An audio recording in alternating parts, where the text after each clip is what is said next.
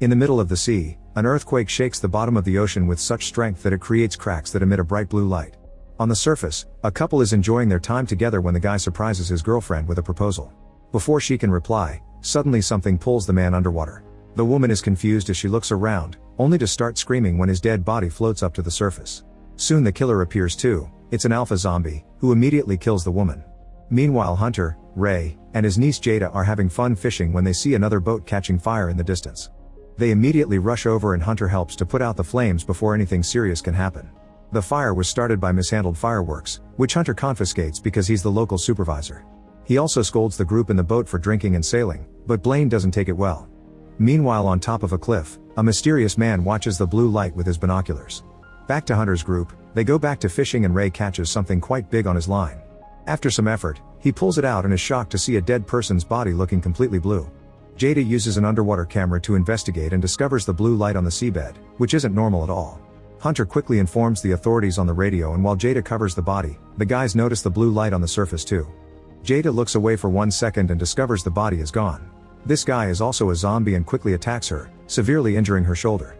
Ray rushes to distract the creature while Hunter retrieves his machete, stabbing the zombie until it goes down. However, the monster soon recovers, so Hunter and Ray team up to push him into the ocean.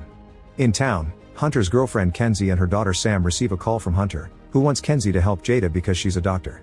Kenzie quickly leaves to meet her husband while Sam stays with her friends to attend a concert. Sam meets the singer Dag and sparks fly between them. Soon Kenzie and an ambulance pick up Jada and take her to the hospital, where she's checked on by the doctors while Ray keeps her company. In the meantime Hunter meets with Sheriff Oconee and they agree to investigate the strange incident together. They take Hunter's boat and can already see the blue light on the surface. Hunter sends the camera again and discovers a wreck with a crack that is emitting the mysterious light. The ship doesn't have the plaque with name and designations, which is also strange. Nearby, there's a weird being swimming around. Hunter says the attacks may be coming from zombies and shares his experience, but Oconee laughs at the idea. At that moment, a big horde of zombies appears in the water and starts swimming toward them, so Oconee now believes Hunter's story. While Hunter calls Kenzie to tell her to isolate Jada, Hunter calls for help and tells his colleagues to evacuate everyone in the area. The tsunami siren stars wailing on the beach and people stare in shock at the sea as they notice the water moving backwards. Hunter and Oconee wants to go back to help the civilians, however they freeze when they see a huge wave full of zombies behind them. As people panic about the incoming tsunami, Hunter tries to get the boat going as fast as possible but it still gets caught in the wave and the guys have no choice but to hide. In just a few seconds, the zombie tsunami reaches the shore and absolutely destroys the area, leaving zombie bodies on every corner. Hunter and Oconee make it safely to the shore too and Oconee pulls out his gun on a zombie, but he decides to save bullets for now. At the hospital, Kenzie informs Ray that most of the staff has been evacuated so Jada won't be seen for a while, meaning she and Ray will have to stay in quarantine for now. Back on the beach, there are quite a few survivors, so Hunter and Oconee try to warn them of the danger. However, it's too late. The zombies that crashed with the wave are waking up and more are coming out of the sea to attack every person they can reach. Most survivors end up becoming zombies too, making the horde even bigger. Oconee and Hunter use their gun and machete to kill a few zombies, however there are too many of them and people keep on getting killed. Hunter finds a boat and uses the engine to kill a bunch of monsters at the same time, allowing a group of people to escape. Meanwhile Sam and her friends see the attack from a building and they try to call their parents, but everyone is too busy panicking to answer the phone. At the hospital, Jada wakes up only to die a second later. She immediately awakens again as a zombie and tries attacking Ray, but at that moment a doctor comes in and Jada jumps to bite him instead. Ray uses the chance to quickly run out of the room. Back to the beach, Oconee kills another zombie with an umbrella. No matter how many they kill though, the numbers keep on growing and the wounded zombies continue to move, so Oconee and Hunter decide to run away and get reinforcements. When they get in the truck, they suddenly scream at a presence in the back, but it's just Blaine and his girlfriend hiding. The guys agree to help them and the truck takes off. In the meantime, the mysterious binocular guy reaches the beach and approaches a zombie with a crowbar in hand. In the hospital, Kenzie comes out of a room and is horrified to discover Jada has killed her whole staff. Jada starts chasing her and when Kenzie runs through the corridor, Ray pulls her into a room and locks the door, which Jada starts pounding on. Unfortunately the staff soon also turns into zombies and helps Jada push until they finally manage to break in, so Ray and Kenzie have to start running again. They make it to another section of the hospital and find a zombie on a wheelchair, not to mention Jada is still following them. The duo has to keep on running and find a way to escape. Minutes later, Oconee and the others reach the police station and run as fast as possible when they see more zombies coming. The monsters almost reach Blaine, so he pushes his girlfriend towards the horde as bait and joins the other inside. While the zombies pound on the windows, Hunter calls Blaine out for what he did, causing Blaine to snap and take a gun from an officer. He demands to have the weapons from the armory, and when the others refuse, he shoots the officer. Then Blaine tries to run to the armory, so Hunter quickly knocks him out. Back to Sam and her friends, they leave the building and start running through the streets. They have to push away a zombie and the horde turns onto another running group, bringing down a few of their members. A few blocks later, Sam's group decides to hide in a market, but this place is full of zombies as well. Dag trips and hurts his ankle, so Sam has to help him walk. The other guy immediately is killed and the group splits. Tani pushes a few zombies off before rushing outside while Sam and Dag run to the back. At the police station, Akoni keeps on trying to radio for help, but nobody answers. Then Akoni takes an envelope from a safe that says revoke pharmaceuticals and shreds it while Hunter isn't looking. Speaking of Hunter, he logs into the maritime registry and finds the ship they saw at the bottom of the sea. It's registered under Revoke Industries and its status says salvaged and junked, which means the company hid the wreckage. At that moment the zombies finally break the windows, so Hunter and Akoni go to the armory to grab weapons. Hunter is more interested in the confiscated objects and gets a cool sword with a double blade. On their way out, a handcuffed Blaine asks them to take him too, but they ignore him.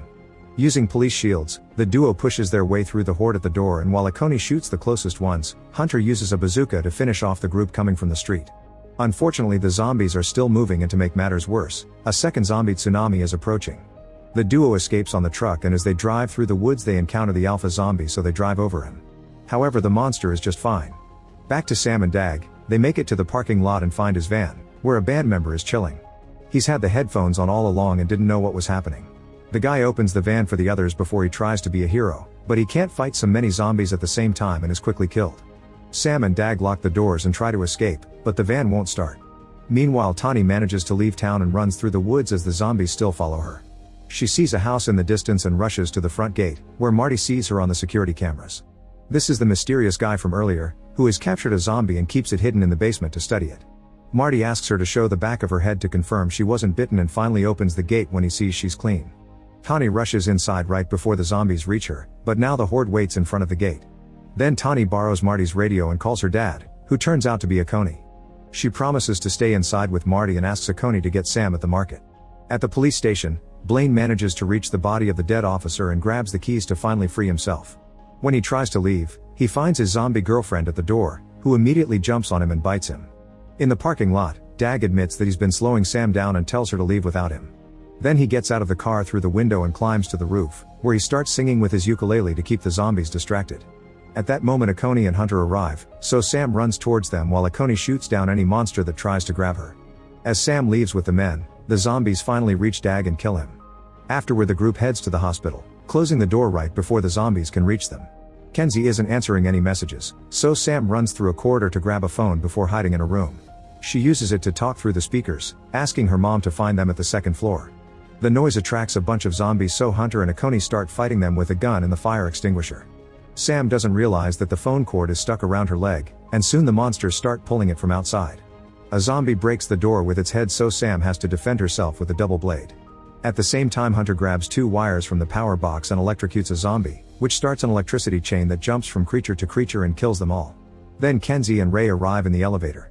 A zombie gets in Kenzie's way, so she quickly punches it down and finally reunites with her daughter while the guys lock the zombie up. The group starts making their way out and Kenzie notices that the zombies that came with the wave look different from those who were turned with a bite. She concludes those people were experimented on. Outside, Hunter brings down a few more zombies with the blade so the group can get on the truck and finally escape. Moments later they make it to Marty's house and Tani gets to reunite with her dad. She notices that Akoni has a wound and Marty freaks out, but Akoni assures them it's just a scratch and he wasn't actually bitten. Once everyone is inside, Akoni uses Marty's radio to try to ask for backup, although Marty says he hasn't been able to contact anyone since this all started. Tani realizes that they had 2 tsunamis and nobody has come to check the area, which means there's some conspiracy behind it. At that moment, the zombie prisoner breaks free from its chains as it growls.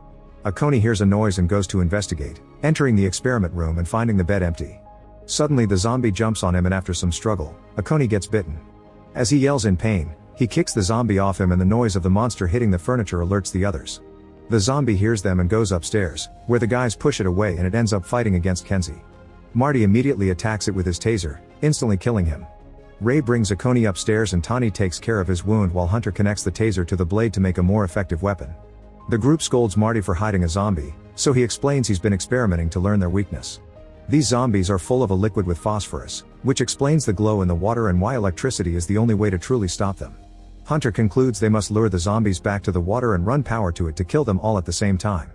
They will also have to blow the wreckage so it can't make any more monsters, so Marty reveals he has a huge supply of grenades and C4.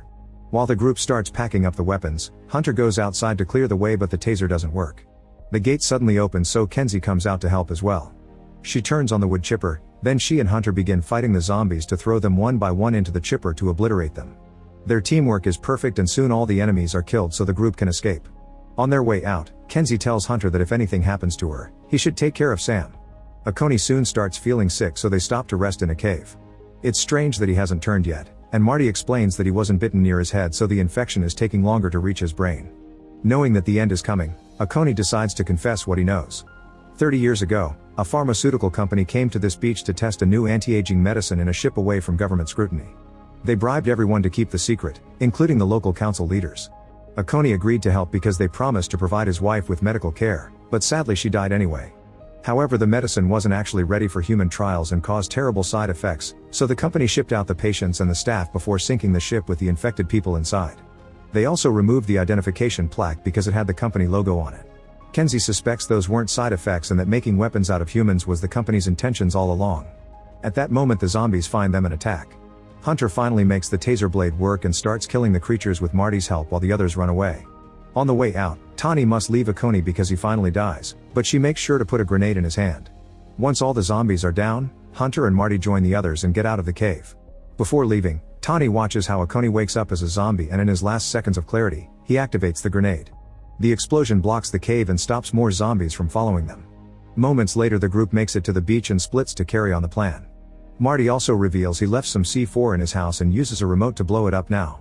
Ray, Marty, and Tani leave on a boat to take the C4 to the wreckage. Marty is making all the connections and Tani tells him to hurry because the zombies are swimming towards them. Hunter takes some wires and drags them to the tidal pools while Kenzie and Sam wait by the power box for the right moment to activate the electricity. Then Hunter takes a bike and plays some loud music so the zombies start following him to the beach. At that moment Marty jumps in the water to install the C4 and is surrounded by zombies. Ray wants to help him, but a zombie also comes aboard and blocks the way. By the time Tani pushes the creature off, it's too late and Marty has already been killed. When Hunter is about to make it to the pools, the vehicle gets stuck in the sand and he has to continue on foot. Suddenly he's found by the alpha zombie, who pushes him to the ground. The taser in the blade is failing again, so Hunter has to fight him with normal hand-to-hand. The alpha zombie immediately disarms him and grabs his wrists, thus Hunter kicks him a few times to get him off. Kenzie sees all this and rushes to get the bike unstuck, playing the music again to finally guide all the zombies to the tide pools. Hunter continues to fight the alpha zombie and when he gets grabbed by the neck, he uses the chance to take out a hidden knife and cut off the zombie's arm. At the boat, Tani continues to shoot the zombies that try to get aboard but they just keep on coming. Ray gives her a life jacket and tells her to escape as her dad would have wanted, so she jumps into the sea. The alpha is still fighting Hunter, who kicks him before retrieving the blade. The taser finally works and he manages to cut the zombie's head off, kicking him into the pool at the same time that Sam finally gets the power box to work, electrocuting all the zombies in one go. Once Tani has swum far enough, Ray says goodbye to Hunter through the radio and activates the C4, dying in the resulting explosion. A huge wave forms and begins approaching the beach, so Hunter has to run away. He finds his way blocked by a zombified Blaine and takes great pleasure into stabbing him with the blade, making his head explode. Then Hunter manages to escape right before the wave hits the shore. He reunites with Kenzie and Sam, who are helping Tani out of the water. The couple kisses and the family watches the Coast Guard ship coming in the distance.